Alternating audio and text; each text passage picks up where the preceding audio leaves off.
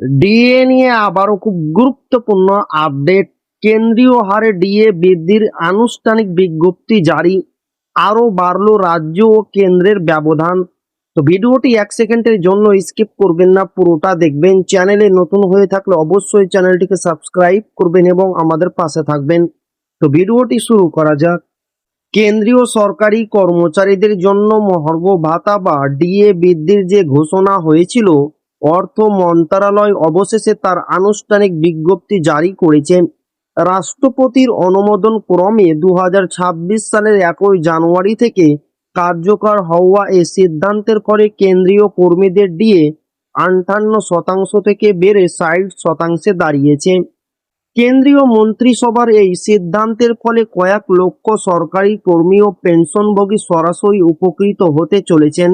মূলত মুদ্রাস্ফীতির সঙ্গে সামঞ্জস্য বজায় রাখতে বছরে 2বার ডিএ বৃদ্ধি করে কেন্দ্র, যার ধারাবাহিকতা এবারও বজায় থাকলো। কেন্দ্রীয় অর্থ মন্ত্রণালয়ের এই বিজ্ঞপ্তির ফলে পশ্চিমবঙ্গ সরকারের কর্মীদের সঙ্গে কেন্দ্রের ডিএর পার্থক্যে নতুন করে রেকর্ড তৈরি হয়েছে। বর্তমানে এ রাজ্যের সরকারি কর্মীরা ষষ্ঠ বেতন কমিশনের আওতায় 18% হারে ডিএ পাচ্ছেন। রাজ্য বাজেটে অতিরিক্ত 4% ডিএ দেওয়ার কথা বলা হলেও তার বিজ্ঞপ্তি এখনো কার্যকর হয়নি। ফলে কেন্দ্রের বর্তমান 60% ডিএর তুলনায় রাজ্যের কর্মীদের প্রাপ্ত ভাতার ব্যবধান গিয়ে দাঁড়িয়েছে 42%।